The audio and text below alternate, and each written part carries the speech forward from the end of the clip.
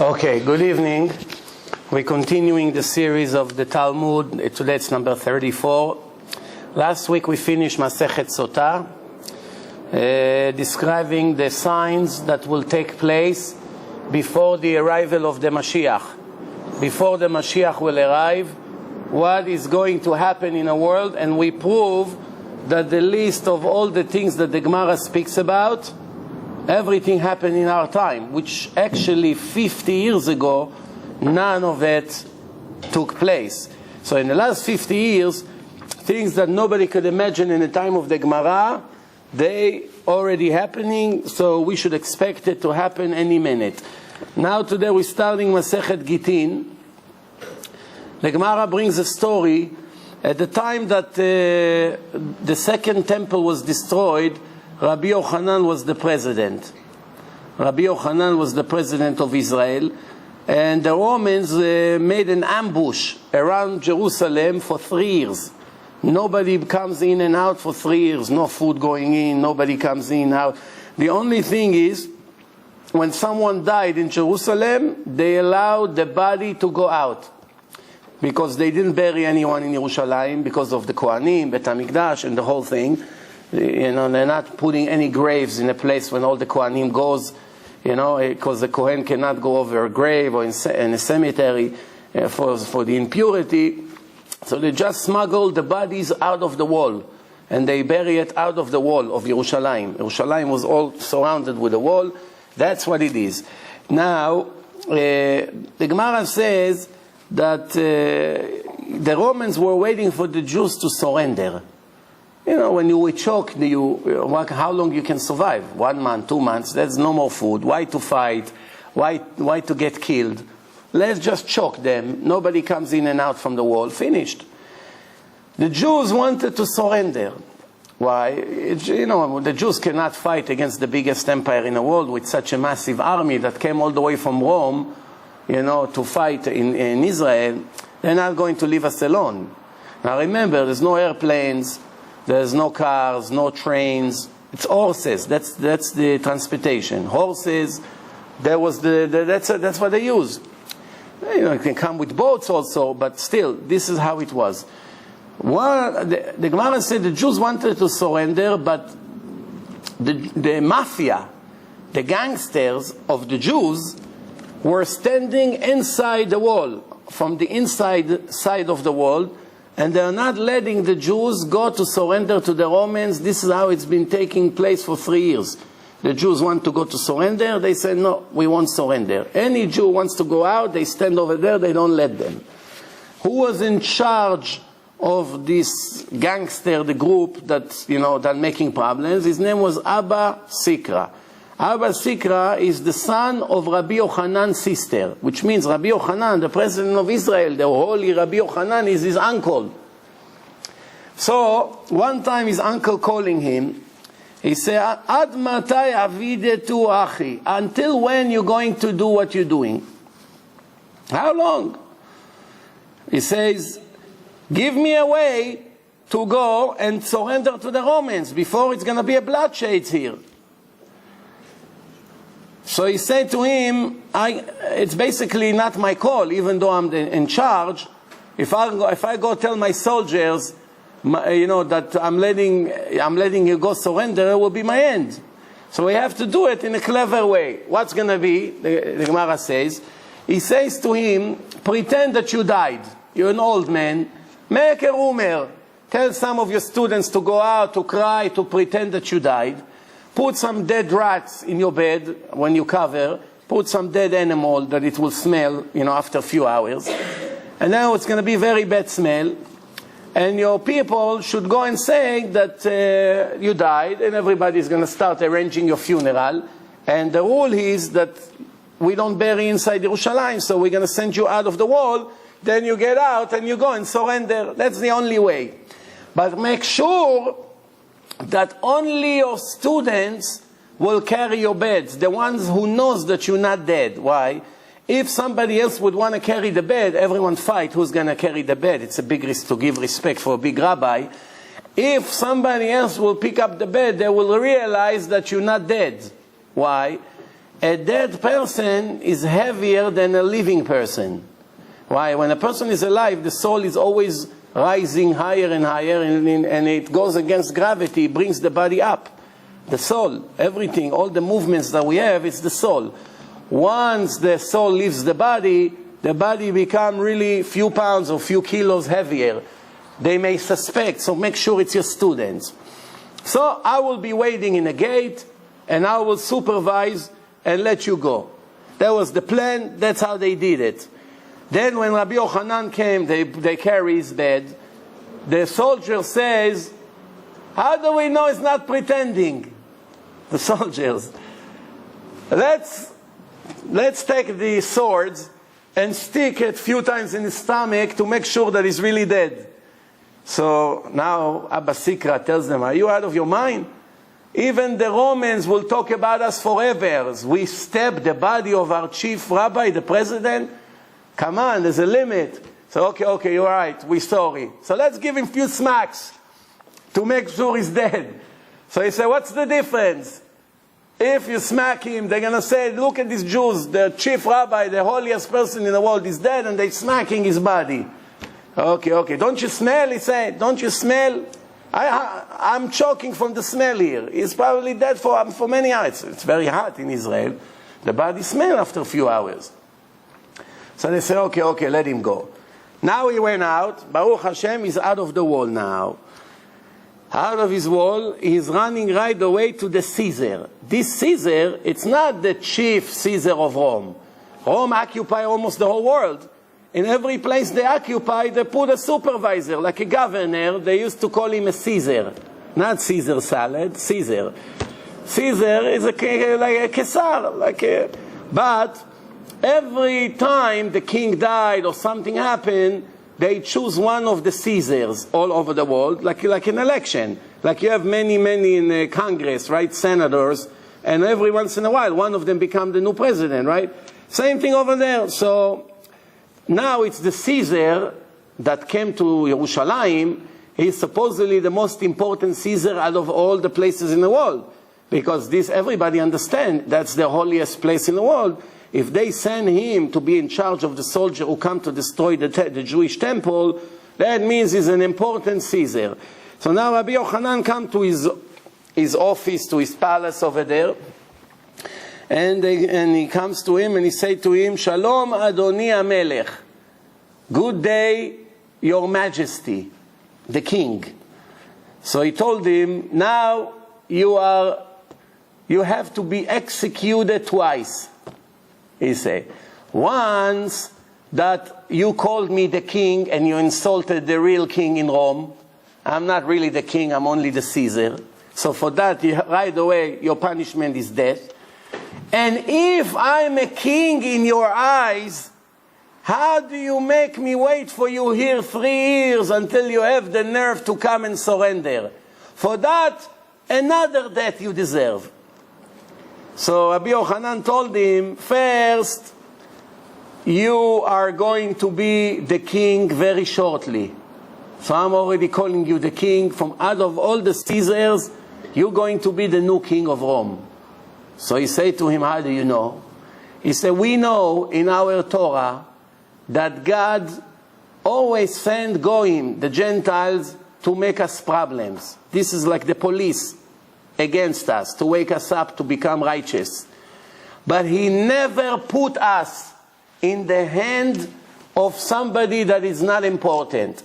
Only in the hand of the biggest empires in history and in the hand of the most important person in the world, such as Nebuchadnezzar, Ahasuerus, Pharaoh. That's all history in their time. Remember, this is 2,000 years ago. Pharaoh, it's 1,300 years before that story.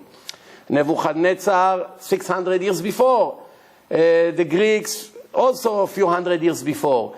Ahasuerus, also 400 or 500 years before. So there are already 4 chief kings in the world that occupied us. So if you are the one who's going to occupy Israel, there's no question, you're just about to be a king. And the reason I didn't come, because the gangster didn't let me. There's a gangster, they stand over there, if I try to come out, they'll kill me, they don't care. They stand over there, and he told them how he came out with this trick. As they speak, a soldier just entered, breaking news. Sir, you were called, the king died in Rome, you are called to be the new king. As they speak. Now this king went out of his mind. Look at this Jew. 3 years I'm waiting for him to come.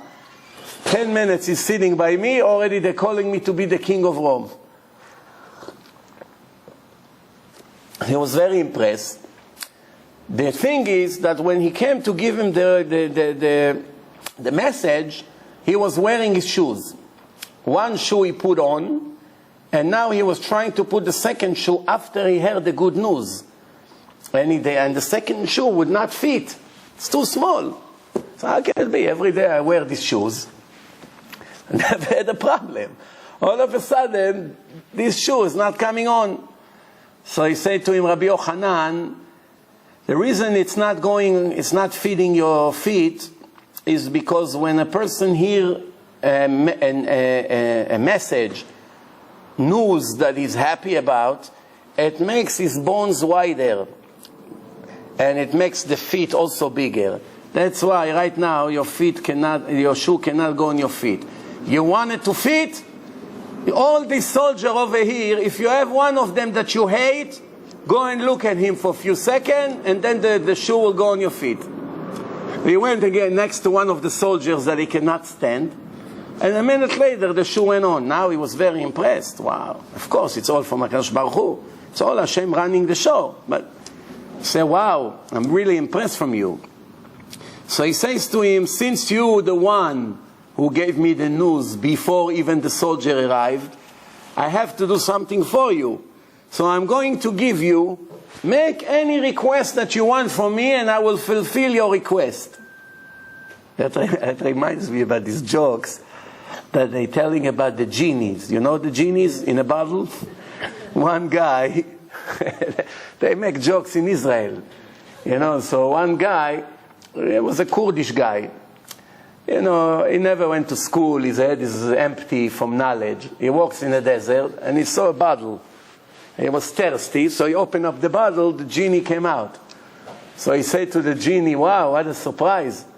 So the genie said, wow, you know how many years I'm locked in this bottle? Now since you made me come out, you will tell me anything you want and I'll do it for you. Any request you want. So this Kurdish guy is thinking for himself. He said, I'll tell you what, I want you to build me a bridge all the way from here, all the way to Kurdistan. It's next to Iraq there. All the way that I can walk there and I don't have to bother in a desert, in a water. Like this, straight bridge all the way from here to Kurdistan. So the genie told them, hey, you have to be realistic. I got to move buildings. I have to move the oceans, and it's a disaster. It's going to affect the life of thousands of people. Don't you have something more realistic? He told him, okay, you're right. Just make my son a lawyer. So the genie told him, tell me, when I build you the bridge, do you want also lights on the bridge? To make your son a lawyer, it's harder. You know, like you guys are empty-minded. That's the joke. So now he told him, since you gave me the good news, any request you have, I will fulfill. Now, Rabbi Yochanan could have told him, don't destroy the temple. But he knew it's not going to happen. Why? The whole reason they came all the way here with a massive army and they're waiting for 3 years is just for that day. Just because I gave him a good news, he probably won't agree, and then I would lose my chance. So maybe I should make small requests. Like this, at least in the future, we will have salvation. So he told him 3 small requests, small but very big. First request, he told him, I want you to promise me not to touch the family of Rabban Gamliel. There was Rabban Gamliel, his son Rabbi Shimon, then Rabban Gamliel, then Rabbi Shimon. Who are they? The grandchildren of King David. They are from the family of King David. He thought, the Roman Goy, he thought probably it's his family, his friends, so he doesn't want me to kill his family. So he agreed right away. But Rabbi Yochanan was thinking, if he killed his family, the Mashiach will never come. So this is the future of without Mashiach, what are we going to do? So don't touch this family. So he agreed. Then he said to him, there is a yeshiva, a Jewish yeshiva, of the rabbis that are learning in the city of Yavne. Yavne. It used to be in Jerusalem. The Sanhedrin, 71 chief rabbis, they were sitting inside the temple. Where? They were sitting right next to the gold altar. There's a big Mizbeach in the Bet HaMikdash. Next room, it was Lishkat Hagazit. There's a special place who called Lishkat Hagazit. What's so special about this place? All the Chachamim used to sit there and making laws, judging life and death, etc., etc. One time, the Chachamim started to see that there is too many wicked people that deserve to be killed, and they didn't want to kill the people. The rabbis were not happy to rule executions for Jewish people. So they decided to move to Yavne. Why? In Yavne, even if they want, they cannot kill anyone. What's the difference? Because the Torah says when you judge a Jew and his verdict is execution, me'et mizbachi tikachenu lamut. You take him to his execution directly from my altar, from the Mizbeach.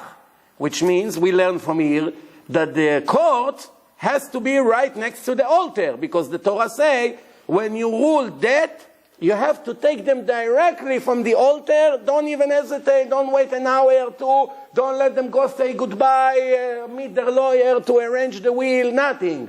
As your rule is death, you take them directly from the altar into the execution. So the rabbis found a trick. Let's move Sanhedrin to a different city. It won't be next to the altar. And then we're not going to be able to take them directly from the altar to the dead, because the altar is 60 miles away. And like this, they didn't kill anyone. In the meantime, the Romans came. Now they're sitting in Yavne. This Roman, he didn't know who these rabbis are, because they're sitting in Yavne. So he told him, I want you not to touch these rabbis. Don't kill them. That yeshiva, don't touch them. Let them sit and learn Torah. He said, okay. You want them to learn? Let them learn. He doesn't know this is Sanhedrin. And I have one more tiny request. What is it? I have a friend. His name is Rabbi Tzadok. He's been fasting for 3 years. His stomach became like a paper. That's it. He cannot eat anything. Another few days he'll die. You have your doctors that they know how to heal stomachs. They have special weed, they grind it, all kinds of things, slowly, slowly. Let your doctor take care of him until he comes back to normal. Who was this Rabbi Tzadok? Thanks to him, he was such a righteous person. He was fasting and praying to Hashem that the Romans will not enter Israel.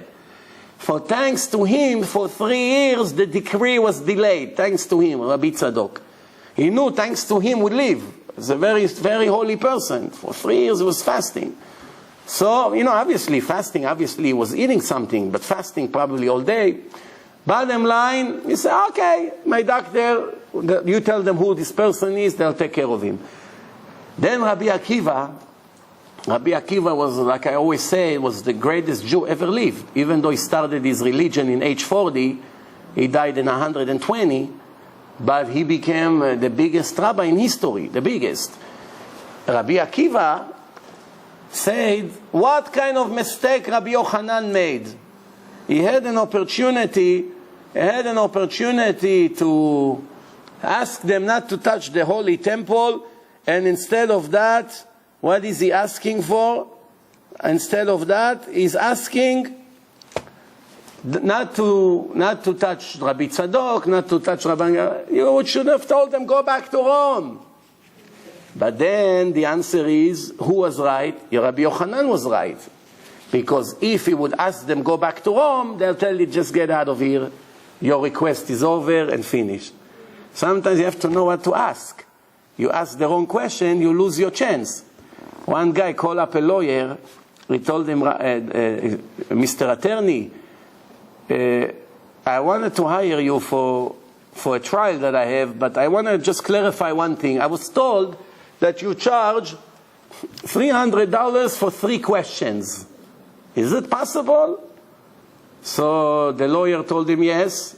He said, don't you think it's expensive? He said, you have 1 question left. That's how it is. As soon as you call, they time. If the lawyer sneezes, 3 seconds, you pay for it.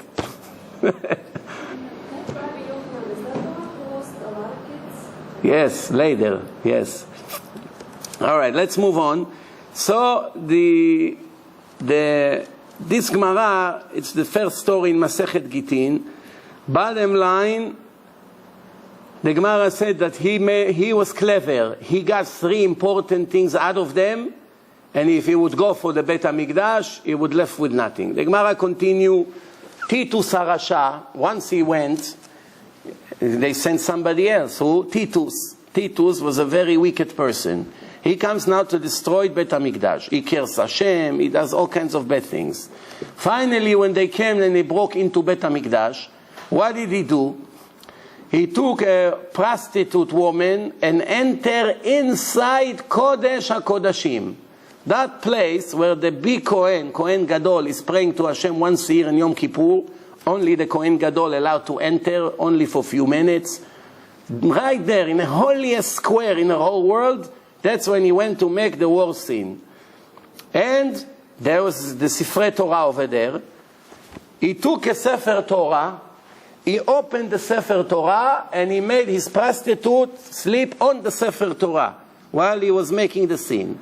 And not only that, later he took his sword and started to make holes in the Sefer Torah, and Hashem made a miracle that blood were coming out. Drops of blood dripping from the Sefer Torah. And he was happy. He said, I killed their God. They don't understand, these people. They're all worshipping idols. For him, that was their God, the Sefer Torah. You see, the Jews bow down to it, they kiss it. Oh, that's their idol. That's how they think. Let's destroy it. So, then after that, they took all the treasure, all the gold, everything in Bet HaMikdash. They put everything in a very big blanket. They fold it and they carry it. They took the big menorah and they went to Rome. If you ever go to Rome, you see over there they have a big gate and they have a picture over there of the slaves are carrying the treasures of Bet HaMikdash. You see they're holding the menorah, and that's what happened 2,000 years ago. So, no, they have it in Rome. It's called Arch of Titus. Arch of Titus. Titus. Okay. Anyway, so this is it. So now he thought, God forbid, he killed God. That's what he thought. Now he's going in the boat. The boat is shaking. A big storm in the ocean. I say, I thought I killed their God. I see that he's still alive. Why? I know from history that his strength is always in the water. Pharaoh, he drowned in the water. Every war, Sisera, with his big, they all died in the water. Everyone who went against this nation, in the end, he drowned them in the water. So now that's what he's going to do to me. If you have the guts, the God of the Jews, to fight with me when I arrive to the land, then we'll see if you're really a hero. Over here, it's your territory. Let's see if you can fight against me when I get to the beach. Then the Gemara say, Yatzta bat kol, an echo in heaven said, wicked, the son of a wicked, filthy person. Ben bno shel Esav harasha, you come from Esav, the wicked Esav. I have a very small creature in my world. Nobody pays attention to it. What is it? Mosquito. Well, anyone cares? There's one more mosquito, one less mosquito. I will destroy you with the smallest and less important out of anything creature in the world. He will destroy you. I don't need to do anything to you. What's going to happen? This mosquito entered his nose.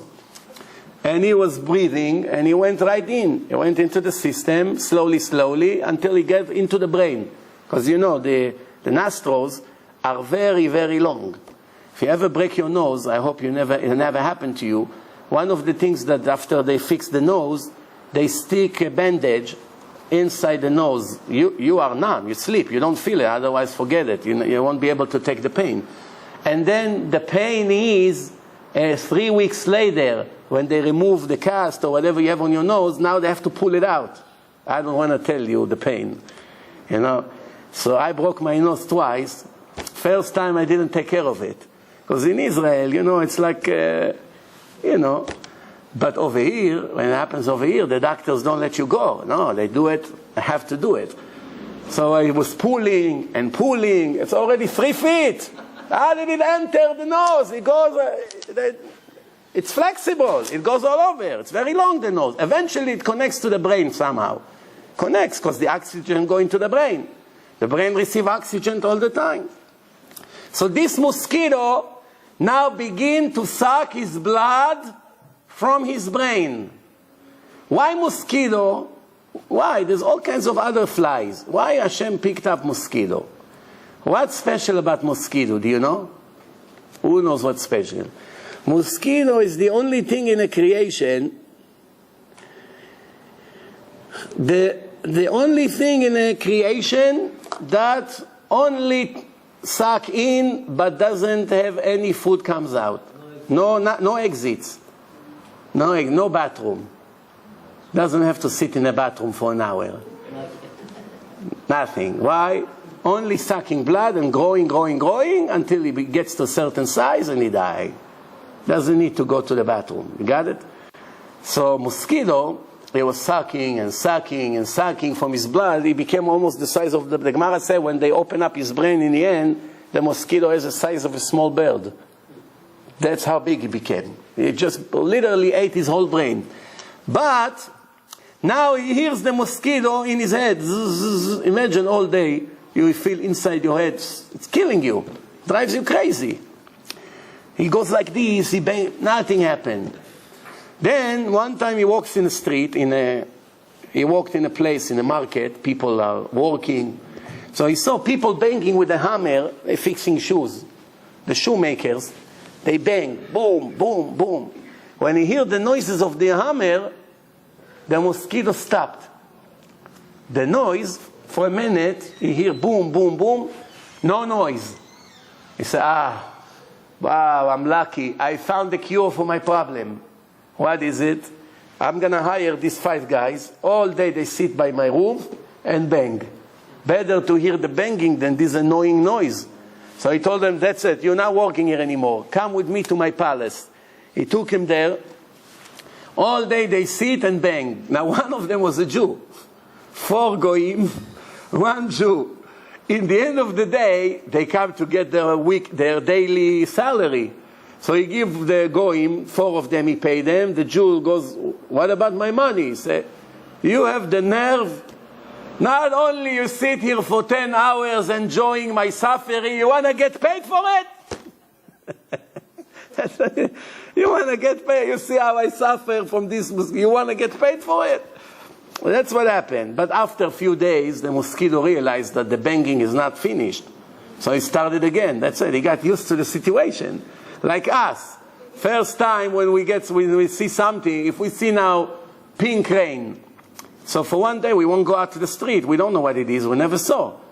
Then second day, third day, then you got to go to work. You have to bring food home. So one brave person will walk with umbrella. Then another person will see him from the window. He goes out. After a week, the whole world is walking with umbrellas. Pink rain, no problem. First day, nobody, it's scary. Same thing, this mosquito. First day, he didn't know what's going on.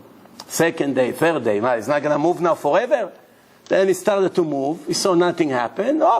He went back to normal, and that's it. Then, until he died, they opened up his brain, and they found inside a size of tzipor dror, mishkal shne slaim, like 2 coins.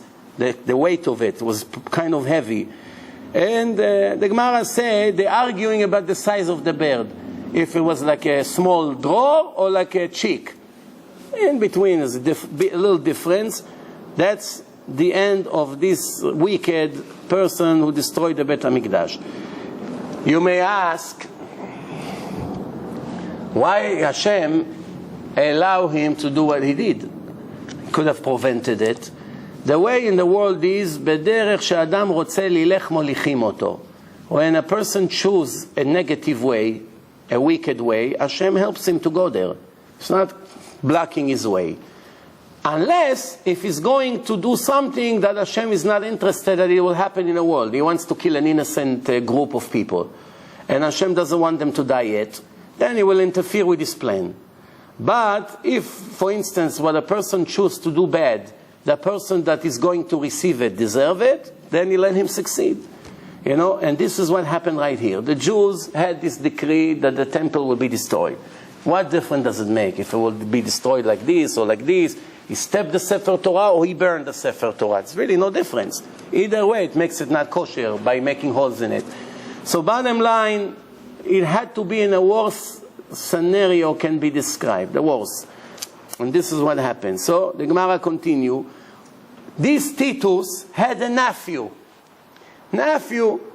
He was the son of his sister. His name was Onkelos. When you open the Torah, the Chumash, every Shabbat, what do you have on the side in Aramaic? Translation, commentaries of Onkelos, a convert, a Jewish convert. He was a Roman. No. This Onkelos came to convert. So, after his uncle died, Titus, he saw his end, how the mosquito ate his brain. He started to realize, this God is paying the Romans back for what they did. Let me go and convert. So he made a seance. He called the spirit of his uncle Titus, you know, like speaking to the spirits, to the world. People are doing it every day in the world, in Israel, everywhere. So he called him up and he asked him, tell me, who is important in heaven? He told him the Jews.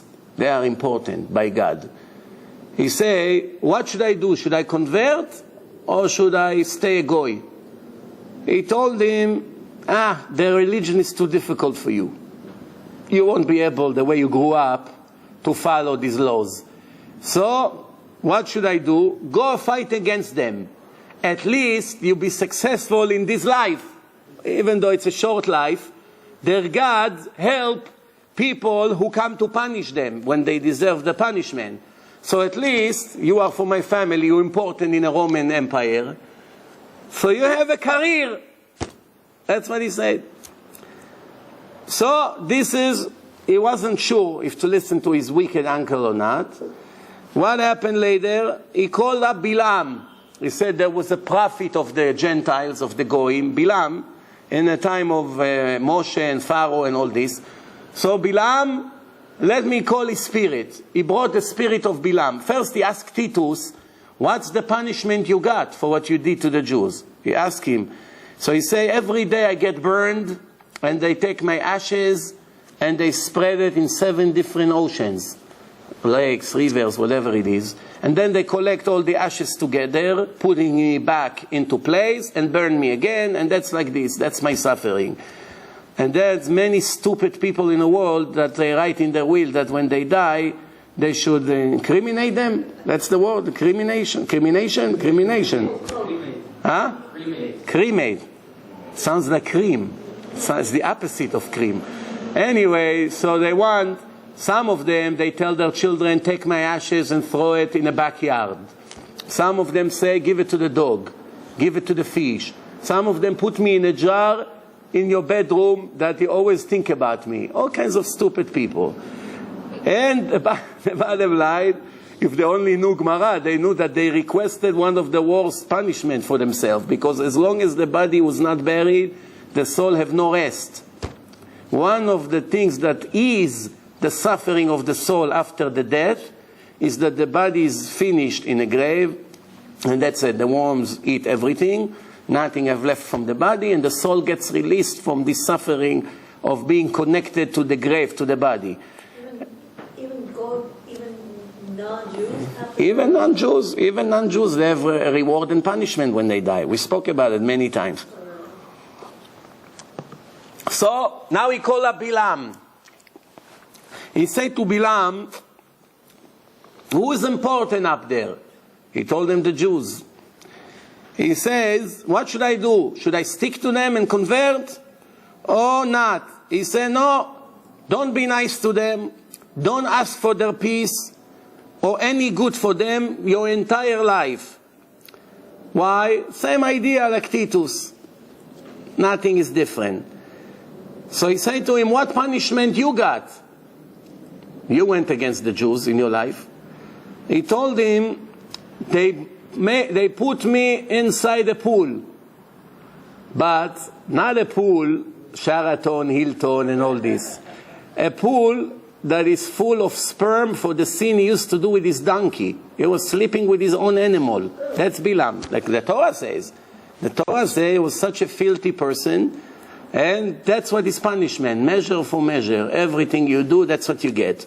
No, so he got rid of this Bilam. Now he say, I gotta call someone else to make sure. Let's see, I still have doubts. Who did he call? JC. JC comes. Now what's the difference between both of them to JC? JC died as a Jew. He was Jewish, he died as a Jew.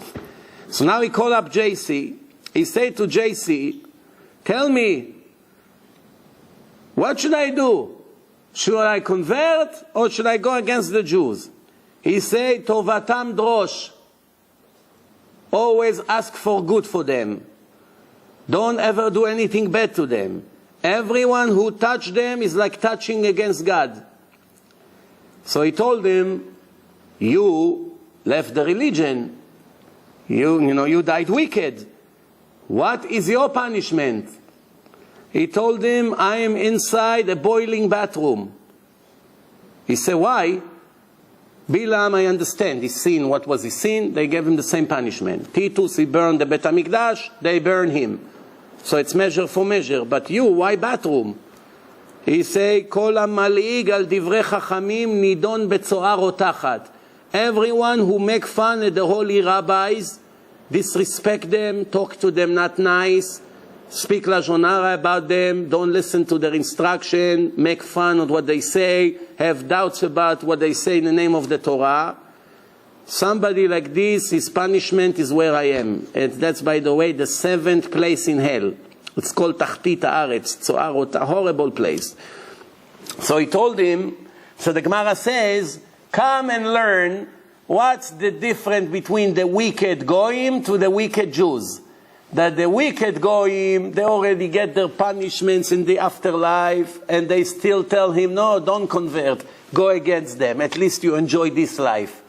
And JC, he told him, no, yes, convert, don't fight against them, don't do anything against them.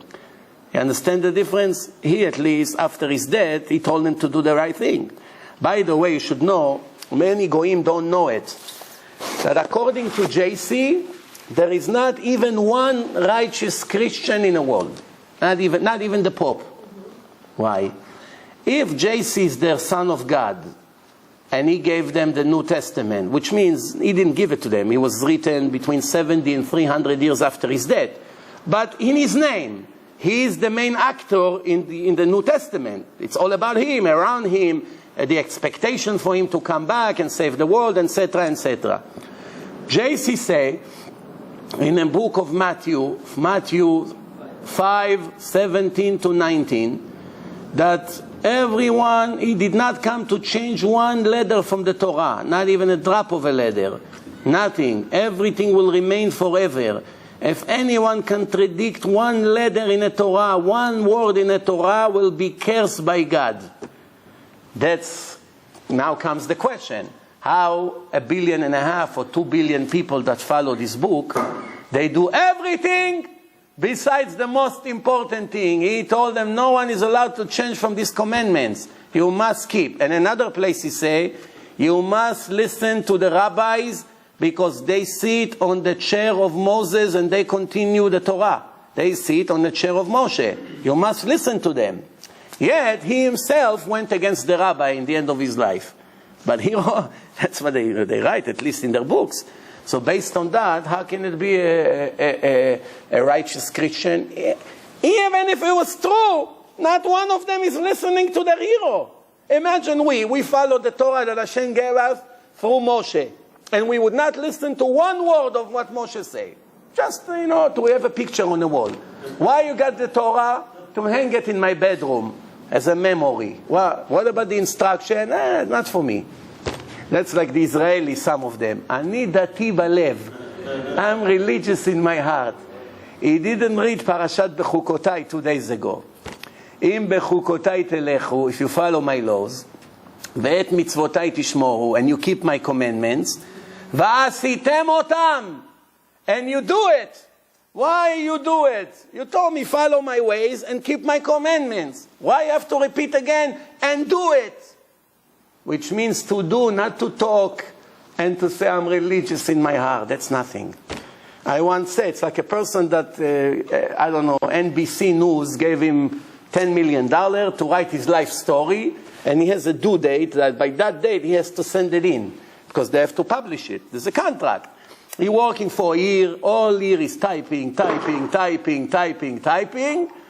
happened in the end?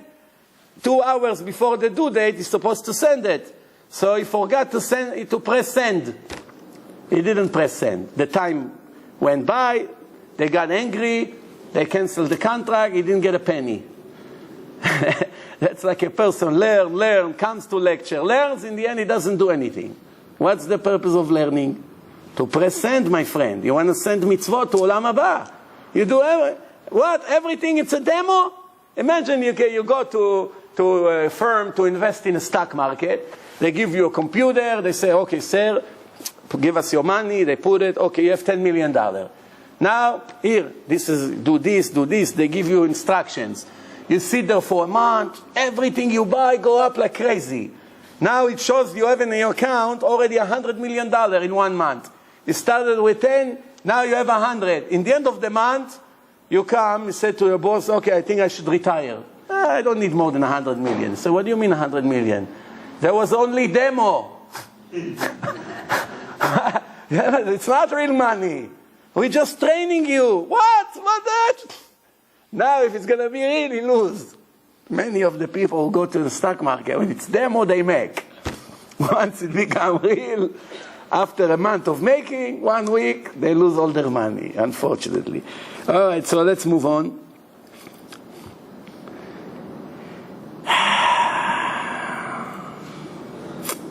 The Gemara says, Amar Rabbi Elazar, come and learn. Rabbi Elazar say, come and learn how strong is the power of the embarrassment. Why?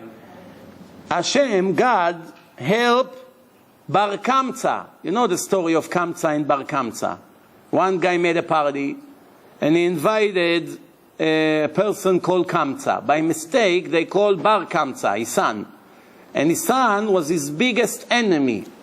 The person who was making a party, by mistake, they invited his biggest enemy, a person he wants to kill. So he come to this person, he say, you have the nerve to come to my party and sit in my dining room? So he told him, please, I was surprised why you invited me. I thought maybe you want to make peace. But please, don't embarrass me in front of everyone. I'll pay you for my meal. Don't worry. Tell me how much my food cost you. I'll leave money before I leave. He said, no, my friend. Get up in front of everyone. Get out of here. I don't want to see you. He said to him, listen, I tell you what. I'll pay for the entire party. Don't throw me out. It's a big embarrassment here. He told him, get up. He began to scream. Everyone looks. So he said to him, listen, why are you doing all this? In the end, he picked him up and kicked him out of the door. So now this Bar Kamsa got very insulted. What got him angry the most was that there was important rabbis sitting in that party. Not one of them got up to protect his dignity, his embarrassment. The rabbis were sitting, nobody made a beep while he's throwing me out of his home. He said, I'm going to teach them a lesson. He went to the Romans. He told them, listen, I want to tell you something about the Jews that will get you very angry. What? If you bring a sacrifice, he said to the king, you, the king of the world, if you give me a sacrifice, and I'm going to take it to the Jews to sacrifice it in the temple for you, you'll see that they won't agree, because it came from you. So they gave him a goat. He cut his lip with a razor. Now it's a defect. If it's a defect, you cannot sacrifice a defected animal. So he brought it to the rabbi. They look at it. They say, it says, what are we going to do? Are we going to send it back, and like this they get very angry and who knows what's going to happen? Or we sacrifice it and we go against God? Bottom line, they didn't sacrifice it, and that was the destruction of Jerusalem. For an argument between two Jews with their ego of the owner of that party, nobody made a beep. From the embarrassing a Jew, and he went and told the Goyim, there was the destruction of the temple, the destruction of Israel came. Don't think that it's history. It happens every day. You know how many people go to the FBI and tell them about other people? Did you hear about what happened in the Syrian community a year ago? One person was telling many of them into the authorities. He did it because he got caught and he wanted to get a discount on his years in jail. The more Jews he's going to turn in, the less he's going to sit in jail. And even though he knew the law that a Jew who turns Jews into the authority has no share to the world to come, and it's called Moser, it's a very big sin, the worst. Somebody like this cannot even enter the shul to pray with the Jews. They have to throw him out. And his children, it's a disaster. He ended up selling all his friends from his community, uncles, the chief rabbi of the Syrian community, everyone into the hand of the FBI. Just that he will sit less years in prison. And not only that, he was going to use as a trap to make more rabbis fall into that trap that they'll go to jail with him. For instance, he went to one of the rabbis, the son of Rabbi Ovadia Yosef, that was visiting here in New York that week. He told him, I have a check, $20-something thousand. I want you to do me a favor. Please cash the check for me and keep, 5%, 10%. Cash it for me, like it's donation to your congregation. And he told him, I'm not doing things like this. He didn't know he's working for the FBI. He didn't know. So he said, no, I'm not doing it. And everything is wired. He's recording everything. And they're all sitting in a car listening to the whole conversation. And he said, no, I'm not doing things like this. In the end, he didn't agree. But it didn't help him. He had to escape America, and what I heard, he cannot ever come back here. If he comes back here, they'll catch him in the airport. Now, think about the damage. He used to come and collect a lot of money. He has big yeshivot in Israel. He cannot come here anymore. Everything, all the suffering of all the people who learn Torah, now they don't get enough money, or they don't get it all. Maybe the yeshiva became smaller, less Torah. It's all his fault. That's called Moser. You understand what's going on here?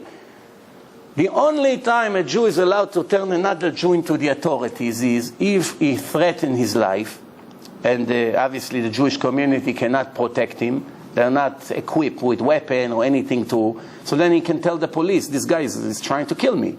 So yeah, he has the right, pikuach nefesh, to tell about him. Or if it's a person who goes and rape people from the community, rape physically, or rape means robbing, stealing money, giving forged checks, stealing from innocent people, and is going one after the other in hitting another victim and another one, there's no other way to stop him. That's what you have to do. But other than that, just because you don't like him, to tell about him, he didn't pay enough taxes, or all kinds of things like this, there's no permission. So let's move on. The Gemara says, one guy and a girl got engaged, young, and they captured by the Romans. They put handcuffs on them. So they told them, what are you to each other? They told them, we got engaged. So, we're going to make you a wedding now. They got them married. But there was no rabbi to write ketubah. She didn't give her ketubah. And they put them in jail, in the same room. They say, okay, you're husband and wife, you live in the same room. And she told him, please don't touch me, because we never completed the wedding. We never got the ketubah. We didn't do it the right way. And there were many years in a room, and he never touched her once. Think about it. Teenage, is the love of his life. He married her, since he never gave her ketubah, there's no paper, nobody to write ketubah. He was with her for years in a room and never touched her. You understand what kind of people we had in the world? אמרה להם, you know, when he died,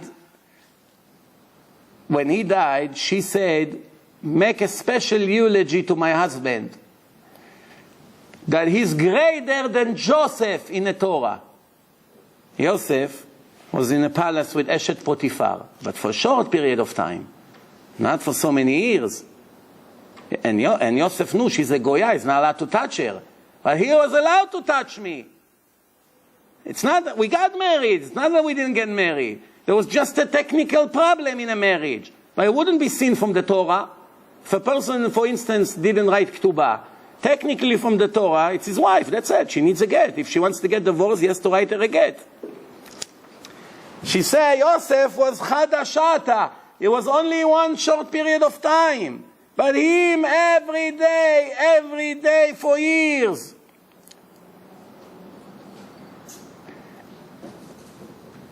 You know, that reminds me of a story. In Brighton Beach, there was a person who came from Russia, and he joined a local minyan there. Was sitting in a corner for a few years, coming to shul, praying and going home. He's not socializing with anyone. He doesn't talk, nothing like that. After a few years, one day he passed away. So his wife asking the Rabbi, my husband passed away. Can you get 10 people at least to come tomorrow morning to the funeral that we can say Kaddish for him? We don't have children. First time the Rabbi knew about his private life. He wasn't talking. So the Rabbi told him, okay, I'm going to make a few phone calls to the people of the community and ask them to come. You know, people working, let's hope that they'll agree to come. Since this was a person that, you know, nobody felt close to, because he wasn't talking too much, only 7 people showed up. The Rabbi and 6 more guys from the congregation. There's not enough to say Kaddish. Only 7 men and the wife. Nobody else. So the Rabbi said to the wife, I have to say eulogy for him, but I have a problem. I do not know anything about him. I can only say that he was coming and praying, he was quiet. Every day he came to pray, every Shabbat, and that's all I can say. Maybe you should say a few words, even though it's not modest that a woman will stand by the crowd and talk, but since it's your husband and there's nobody else here, why don't you say something for him? So she got up, she said, okay. She said, you are probably wondering how come old people like us that we married for so many years don't have any children. So when we lived in Russia, we lived in an old primitive village, very far away from the big cities. There was no mikveh over there, no mikveh. I couldn't go to the mikveh. There was no mikveh. So after we got married, after I got my first period, you know, obviously she was nidar all the time, there was no place for me to go. No Jewish no mikveh over there, no Jewish community, nothing. So we were so poor, we couldn't afford to move out of there. So all these years we were married in the same house, and my husband never touched me even once until we came here to America. I went to the mikveh, and then we started to live together, physically. But it was too late already. I was in my 40s, and I never got pregnant. And that's the end of us. You see, we don't have children. He never agreed to make a sin with me because I wasn't pure. I couldn't go to the mikveh. So the Rabbi started to cry. He said to them, now I understand why there's only 7 people here. Nobody in this world has the merit to stand next to this righteous person in his funeral. Nobody has this merit. To participate in such funeral, you need a special merit. If every one of you should feel lucky that he had the merit to participate in a funeral of such a person in our century, in the 20th century. It's not stories from the Torah. Yosef HaTzadik. I don't know if you remember, but a year ago I told the story that a person called me from one state in America somewhere, not New York. Called me up. He's telling me, I just listened to your Peace in the Family lecture and I feel horrible. I say, why? He said, well, I just realized maybe I'm disrespecting my wife. I'm not fulfilling my obligations. Maybe I'm making sins. I say, what's the problem? What are you talking about? He say, you say this, you say that, this, and now, I'm not so nice to her and that. So he begins to say, but the only reason I did it because listen to the story, my wife never let me touch her. So I said, how many years you married? More than 20 years. What do you mean she never let you touch her? You live in the same house? I say, yes, same house, same room, everything same. So I said to him, how long it's been going on like this? So he told me from the night of the wedding, we were once together, one time, and that's it. After that, I never ever able to touch her, and she never agreed. But I have 3 children. So I say to myself, I have 3 children. So I asked him, how do you have 3 children? He said, all artificially.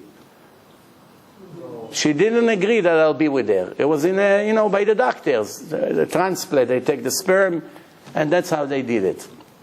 Fertilized the egg, planted in. So I told him, your wife doesn't know she's making you make so many horrible sins, and it's all her responsibility. Didn't she understand what marriage is all about? A part of the marriage, she has to be available for her husband. What's going on here? I'm asking him. He said, yeah, I know, but because of that, maybe I didn't give her enough of respect. I said to him, I don't understand. Why you agree to be married for so many years, knowing it's making you making so many sins? Who say you allowed to be with a woman next to you 20 years in a room and she makes you make sins? He said, no, God forbid, I never made a sin. So I told him, you never went to make a sin? He said, no. I say, but maybe you wasted seed or something like that. He said, no, Baruch Hashem, I'm very careful with that. I didn't even do it once. He said to me on the phone. Now he's asking me for bracha. I felt, I didn't know where to hide. Talking to him, this is engraved in my memory for 1,000,000 years. You ask me in 1,000,000 years, this conversation never ever leave my mind. I'm remembering sitting on my bed, talking to him on the phone, sitting like this, and I'm thinking to myself, is this a dream or it's real? Then I told him, you asking me for bracha? I have to come kiss your feet. You are the holiest person in this place. You're greater than Yaakov Avinu. The Gemara says Yaakov Avinu, first time he was with his wife, age 86. Reuven, his first son, is the first time was with a woman. All his 86 years never made a sin, Yaakov. And it's in the Torah. The Torah says, Reuven Reshit Oni, the first seed that came out of Yaakov's body, it was his first son, Reuven, when he was 86 years old. It's in the Torah. But there's only one difference. In the generation of Yaakov, he didn't have what you have on the streets. He didn't have internet, television, women forget to get dressed, they come, you go to work, the streets became the beach. Yaakov didn't have it. Women were covered from head to toe. You didn't see an object. There was everyone modest, even the Goyim. So it's a different world. Plus, Yaakov speaking to Hashem, it's not the same comparison. This is greater. I couldn't believe it. I'm telling you, a shock. It's in our days, person like this. Not a big rabbi, not the Rosh Yeshiva, not the Baba Sali. Hard to believe. Anyway, before we finish, we have 10 minutes. So, the Gemara says,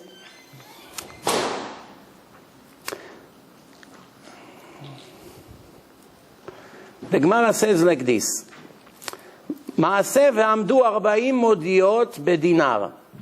They used to have the currency, like today, $1 worth 3.5 shekel. So it used to be 1 to 40, the currency. Dinar equal 140 modiot. Then it went down to 39. Means you lost the value of the money is going down. Like in America, every week the value of the dollar goes down.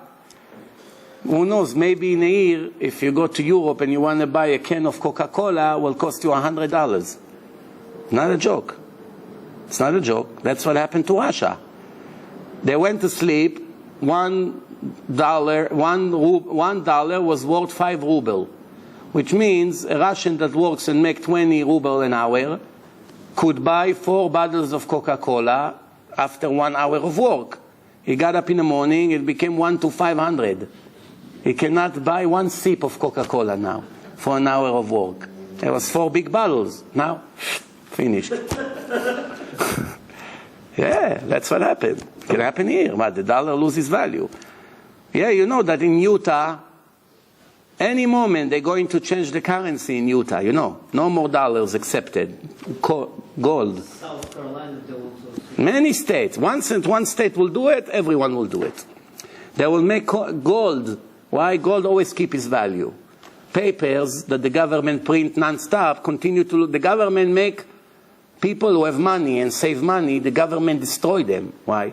By printing so much money and give it to the poor people, it makes the value of the money going lower and lower and lower. So people who saved 30 years enough to buy a house, now they cannot buy a bathroom in a house. So the money lost its value. No value. Maybe in America you can still buy something, but as soon as you go out of the United States, you cannot buy anything with your money. It's funny, you know. Like you go, let's see here, you can buy, I don't know, a nice suit. You go with the same money, you cannot buy a gum with this. Because the money lost, you know. So today, people do not look at it as a punishment from God. Because people live, everything is coincidence. This is also coincidence. Nature, Rabbi. The currency is moving. It's the economy. But in the old days, everybody knew if our currency lost 1% of the value, God is punishing us for something. And everybody started to argue, what is it? Let's find out that we correct it. So they started to check. And they found a father and his son that had relation with an engaged woman when on Yom Kippur.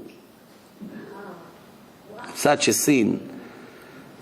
They brought him to the court and stoned them to death. An hour after, the value of the coin went right back up to 40.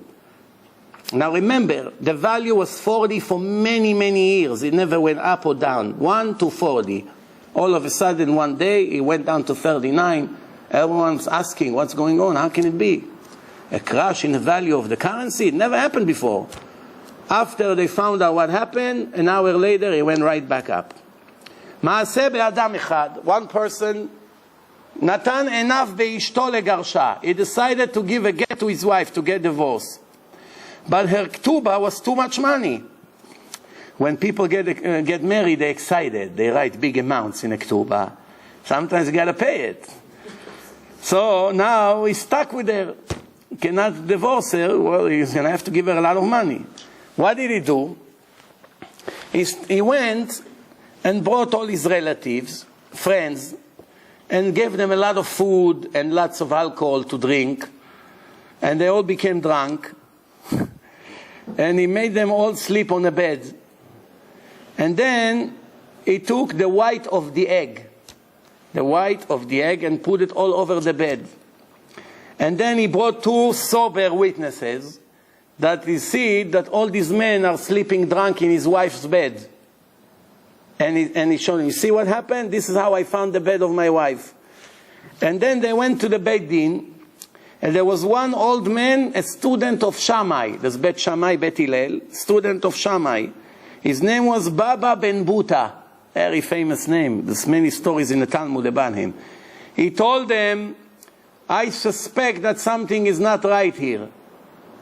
So he said like this, I learned from my Rabbi Shammai that there is a difference between sperm to the white of the egg. There's a way to tell it. Today you have laboratory, they have all this, today we advanced. This is 2,000 years ago. What's the difference? The white of the egg, when you put it next to a fire, it changes right away. Its color and it becomes very dry and become powder. And the sperm is overcoming the influence of the heat of the fire. Whatever it is, I don't know exactly to describe the symptom in English. And they went and compared, and they exactly as he said. So it was fake. So they brought the father, they brought him to court, and he got whipped with the whip, and they double his ketubah. Let's say it was $500,000. They say to the wife, for the embarrassment he caused you, now he became $1 million. I don't know, she got a punishment here. Who wants to be with a husband like this? If I would be the wife, say, that's the story you made about me. I guess what they mean is they force him to divorce her and give her double. That's what it means. Otherwise, it's a punishment. You're forcing me now to stay with him forever. You made the ketubah $1 million. Now for sure I'll stuck with him. Anyway, Amar Rabbi Yochanan, 80,000 soldiers came to Beitar in a time when they destroyed it. And they killed men and women and children. So many bodies all over. And there was rivers of blood, rivers. You know how the water, when it's rain, is flowing to the sewer? That's how it was with blood.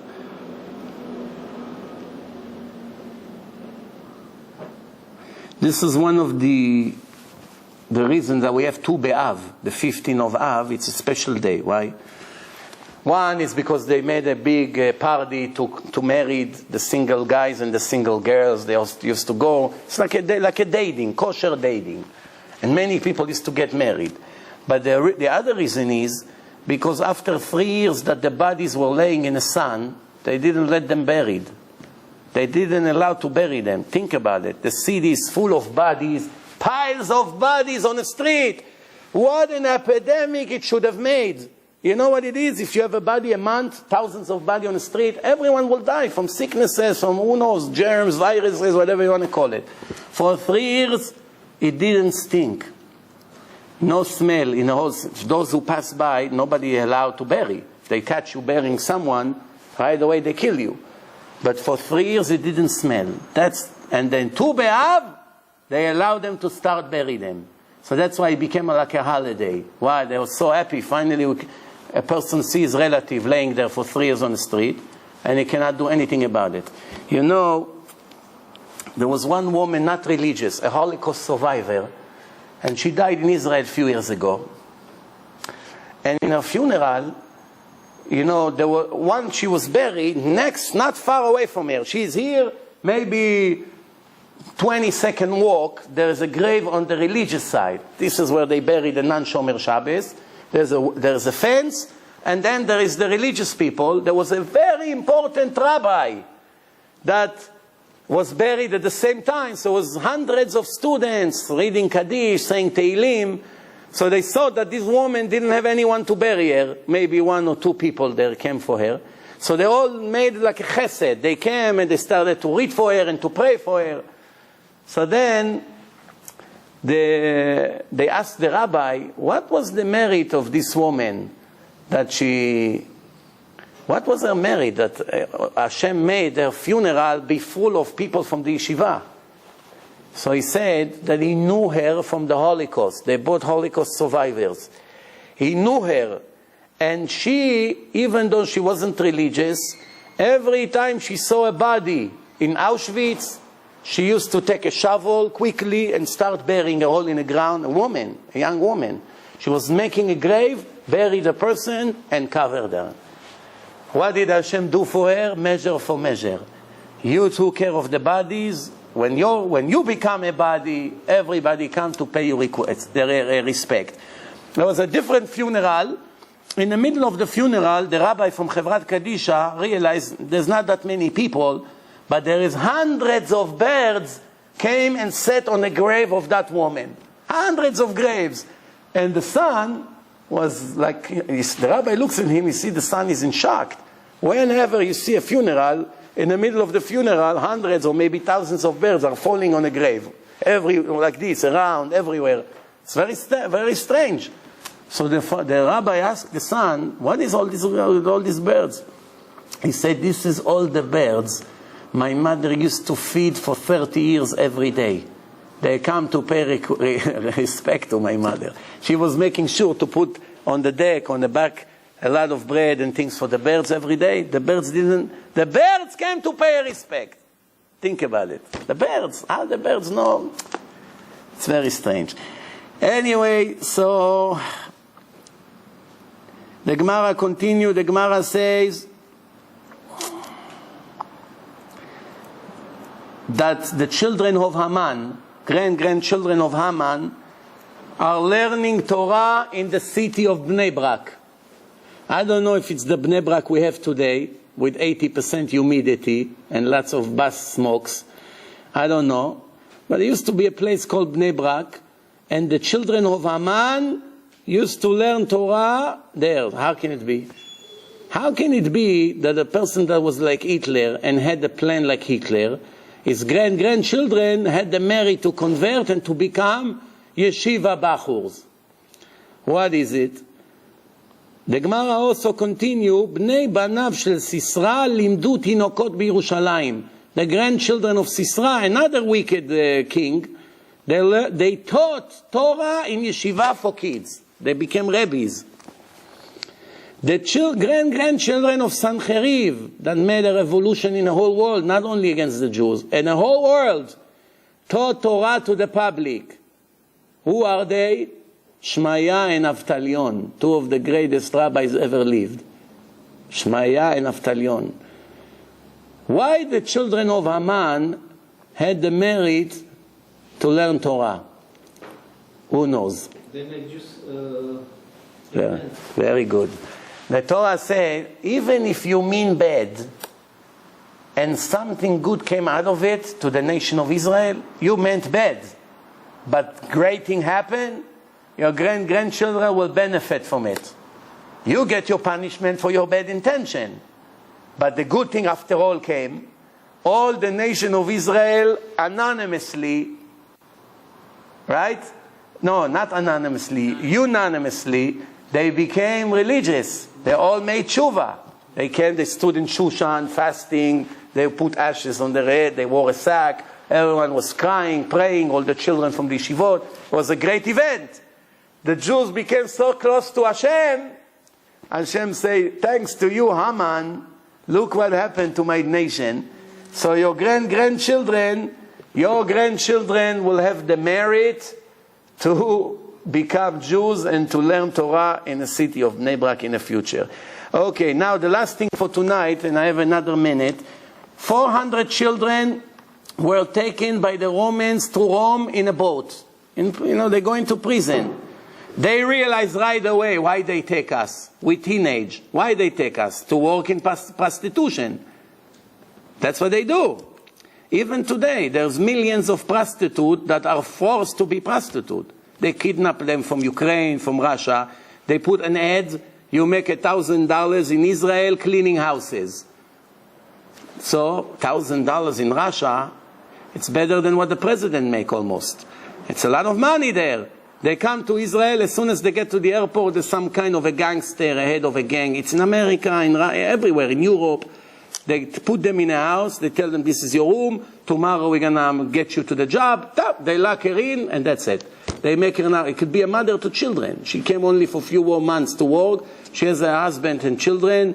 Now she's in Austria, in Germany, in France, in Israel, in the United States. Nobody ever find her. That's it. They made her a slave. And all day they bring people over there until they destroy her mentally, physically. That's what they do. So it's nothing new. This, in the time of the Gemara, that's what the Romans are about to do to 400 Jewish children. And teenagers. They realize where they're heading to. So they started to ask one from each other. They all knew Torah, they want to know the law.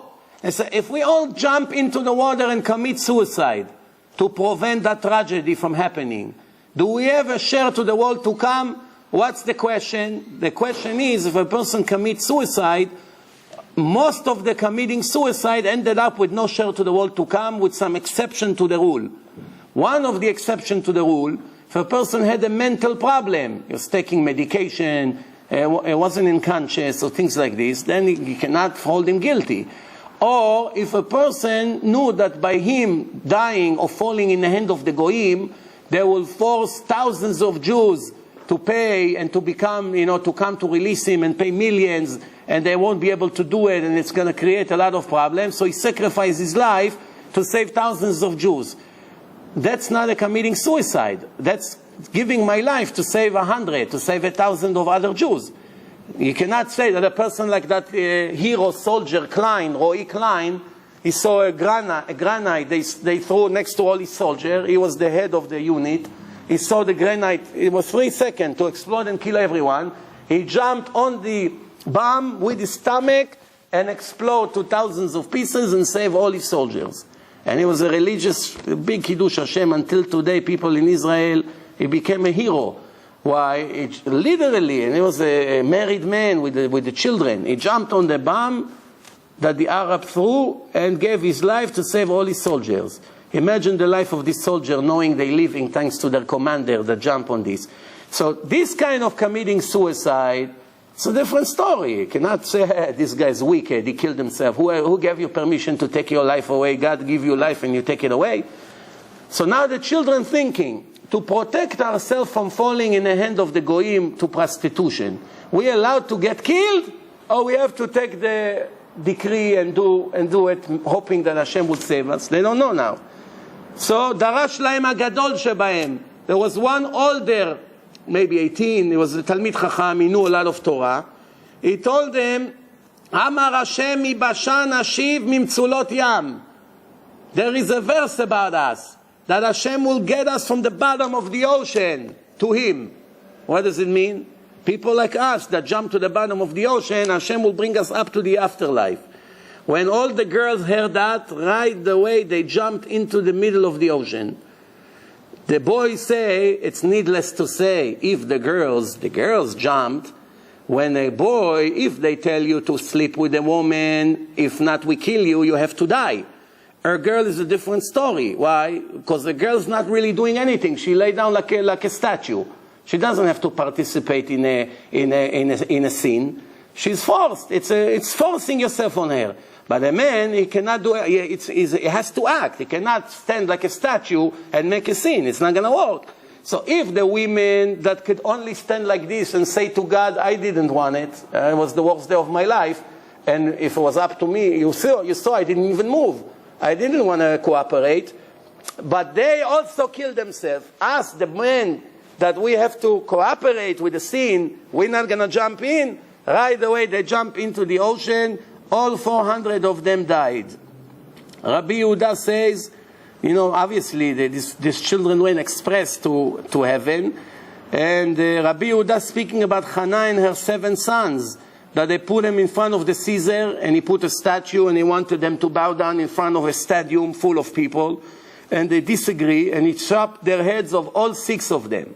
When the youngest guy, he left, he told them, listen, don't make me kill the last boy of your mother's family. I want to leave you to your mother. I'm going to throw my ring on the floor, and you pretend you're picking up my ring. It would look to the audience that you bow down to the idol. You, in your mind, have intention to pick up my ring, not to bow down to my idol. Nobody will see from far away, and like this I let you go. So he said to him, you think you're scaring me with chopping my head? You're doing us a favor. We'll never sell our God to this idol. And then obviously he said, Shema Israel, and he killed the last one.